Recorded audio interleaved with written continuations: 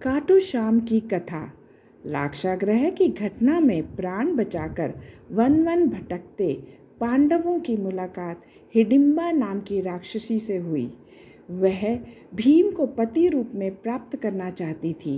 माता कुंती की आज्ञा से भीम और हिडिंबा का विवाह हुआ, जिससे घटोत्कच का जन्म हुआ।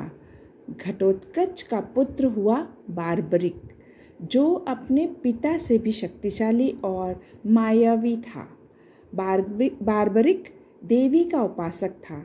देवी के वरदान से उसे 3 दिव्य बाण प्राप्त हुए थे, जो अपने लक्ष्य को भेद कर वापस लौट आते थे। इनकी वजह से बार्बरिक अजेय हो गया। महाभारत के युद्ध के दौरान बार्बरिक ने अपनी माता के समक्ष इस युद्ध में जाने की इच्छा प्रकट की। जब माँ ने इसकी अनुमति दे दी तो उन्होंने माता से पूछा, मैं युद्ध में किसका साथ दूं? इस प्रश्न पर माता ने विचार किया कि कौरवों के साथ तो विशाल सेना है। स्वयं भीष्म पितामह, गुरु द्रोणाचार्य, कृपाचार्य, अंगराज कर्ण जैसे महारथी हैं। इनके सामने पांडव तो अवश्य हार जाएंगे। इसलिए उन्होंने बार्बरिक से कहा कि जो हार रहा हो तुम उसी का सहारा बनो। बार्बरिक ने माता को वचन दिया कि वह ऐसा ही करेगा और वह युद्ध भूमि की ओर निकल पड़ा। भगवान श्री कृष्ण युद्ध का अंत जानते थे, इसलिए उन्होंने सोचा कि अगर कौरवों को हारता देखकर बार्बरिक कौरवों के साथ देने लगा तो पांडवों का हारना निश्चित है। तब श्री कृष्ण ने ब्राह्मण का वेश धारण किया। श्री कृष्ण गरीब ब्राह्मण बनकर बार्बरिक के सामने आए। अनजान बनते हुए श्री कृष्ण ने बार्बरी से पूछा कि तुम कौन हो और कुरुक्षेत्र क्यों जा रहे हो? जवाब में बार्बरिक ने बताया कि वह एक दानी योद्धा है, जो अपने एक बाण से ही महाभारत युद्ध का निर्णय कर सकता है। श्री कृष्ण ने उसकी परीक्षा लेनी चाहिए तो उसने एक बाण चलाया, जिससे पीपल के पेड़ के सारे पत्तों में छेद हो गए। एक पत्ता श्री कृष्ण के पैर के नीचे था, इसलिए बाण पैरों के ऊपर ठहर गया। श्री कृष्ण बार्बरिक की क्षमता से हैरान थे और किसी भी तरह से उसे युद्ध में भाग लेने से रोकना चाहते थे। इसके लिए श्री कृष्ण ने बार्बरिक से कहा कि तुम तो बड़े पराक्रमी हो, मुझ गरीब को कुछ दान नहीं दोगे? बार्बरिक ने जब दान मांगने के लिए कहा तो श्री कृष्ण ने बार्बरिक से उसका शीश मांग लिया।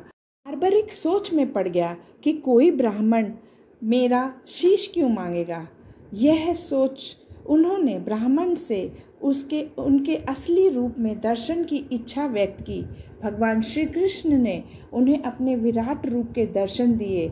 इस पर उन्होंने अपनी तलवार निकालकर श्री कृष्ण के चरणों में अपना सिर अर्पण कर दिया। श्री कृष्ण ने तेजी से उनके शीश को अपने हाथ में उठाया एवं अमृत से सींचकर अमर कर दिया। उन्होंने श्री कृष्ण से संपूर्ण युद्ध देखने की इच्छा प्रकट की, इसलिए भगवान ने के शीश को युद्ध भूमि के समीप ही सबसे ऊंची पहाड़ी पर सुशोभित कर दिया, जहां से बार्बरिक पूरा युद्ध देख सकते थे। युद्ध की समाप्ति के बाद सभी पांडव विजय का श्रेय अपने ऊपर लेने लगे।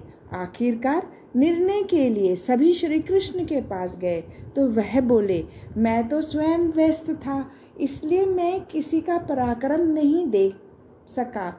ऐसा करते हैं कि सभी बार्बरिक के पास चलते हैं।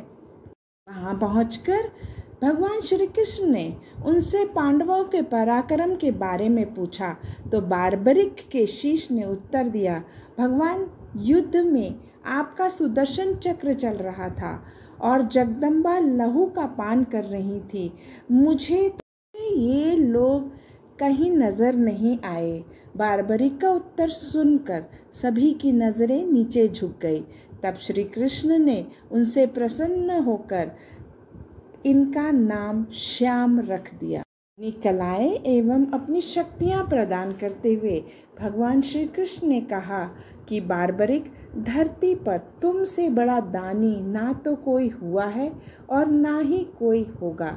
माँ को दिए हुए वचन के अनुसार तुम हारने वाले का सहारा बनोगे। लोग तुम्हारे दरबार में आकर जो भी मांगेंगे उन्हें मिलेगा। इस तरह से खाटू श्याम मंदिर अस्तित्व में आया। जय श्री खाटू श्याम बाबा।